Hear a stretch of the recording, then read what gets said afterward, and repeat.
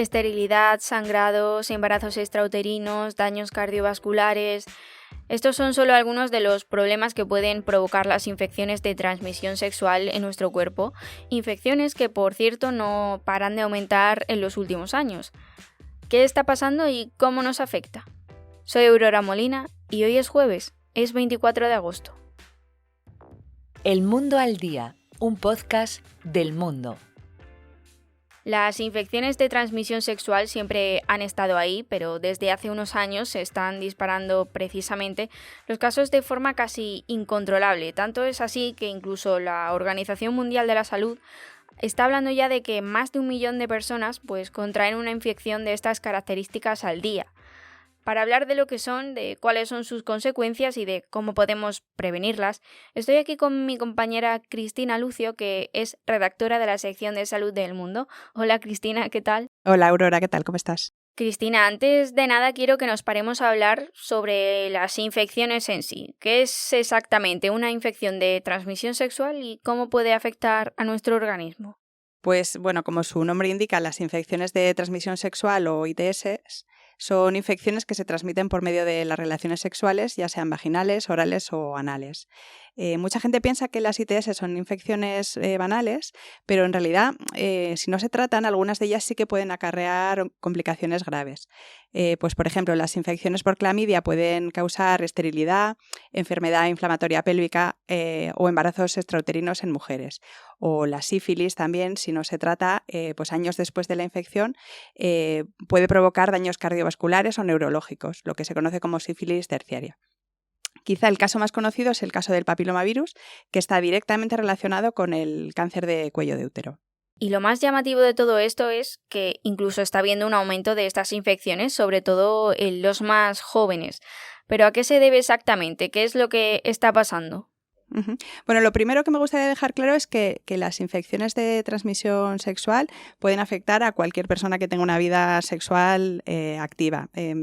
Tenemos como una idea muy preconcebida de que estas infecciones solo afectan a determinados grupos de población y bueno, hay que tener claro que cualquiera que tenga vida sexual puede estar afectado por estas infecciones. Las causas, los expertos con los que hemos hablado nos dejan claro que no hay una única causa, ¿no? Más bien lo que está pasando se debe a un conjunto de factores que se interrelacionan entre sí. Que el VIH se haya convertido en una infección crónica y el SIDA ya no mate ha contribuido a la relajación en el uso del preservativo. Hay en general una baja percepción del riesgo. Luego lo que nos dicen también es que las maneras de relacionarse sexualmente han cambiado. Pues, por ejemplo, las apps para ligar permiten interaccionar con personas muy alejadas del entorno habitual y eso facilita que cualquier infección pues, se pueda tener una dispersión muy explosiva, ¿no? Pues también influye en el inicio precoz en el sexo, la práctica de chemsex, que es el uso de drogas durante el sexo, y también el desconocimiento tan grande que hay sobre las vías de transmisión. También el estigma que sigue rodeando a estas infecciones. Bueno, todo esto contribuye a favorecer el crecimiento de las ITS. Ahora me gustaría además que hablemos de cuáles son las infecciones más comunes que se pueden contraer, ¿no? A través de las relaciones sexuales, de cuáles nos afectan más. Pues hay más de 30 infecciones de transmisión sexual que pueden ser de origen bacteriano, vírico, por hongos, parásitos, protozoos, etc. En nuestro entorno, la infección más frecuente de origen bacteriano es la clamidia, que está aumentando la incidencia mucho en mujeres. Cuando da síntomas, porque es verdad que en un porcentaje muy alto de casos permanece asintomática, pues la clamidia lo que provoca en los varones es una secreción clara y transparente acompañada de molestias al orinar. Y en las mujeres puede provocar complicaciones como pues, un aumento de flujo, alteraciones de la regla, dolor en el bajo vientre o sangrado tras las relaciones sexuales, entre otras molestias. Entre estas ITS de origen bacteriano también está aumentando mucho la gonorrea, que es algo que preocupa especialmente a los especialistas porque esta bacteria tiene una gran capacidad para hacerse resistente a los tratamientos antibióticos. Entonces esto preocupa. Y luego, entre las infecciones transmitidas por virus, la más común es el herpes genital, que suele dar la cara entre 2 y 20 días tras el contacto sexual y lo que aparecen son como pequeñas ampollas o úlceras que son dolorosas. Y bueno, la localización de estas lesiones varía en función de la práctica sexual. Y justo en relación con esto que acabas de comentar, ¿cuáles son los principales síntomas o problemas que nos pueden causar estas infecciones? Bueno, lo primero que hay que decir es que en la mayoría de los casos las ITS no provocan síntomas. En este punto mucha gente tiene ideas equivocadas y piensa que este tipo de infecciones siempre dan la cara, pero no es así.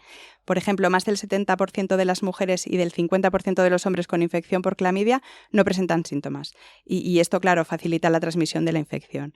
Cuando sí queda en la cara pueden aparecer síntomas pues, como picor en la zona genital, la aparición de llagas, ronchas o ampollas, cambios en el flujo, secreción por la uretra, escozor al orinar o dolor en el bajo vientre. Esos son cambios indicativos de que puede haber una ITS, ¿no?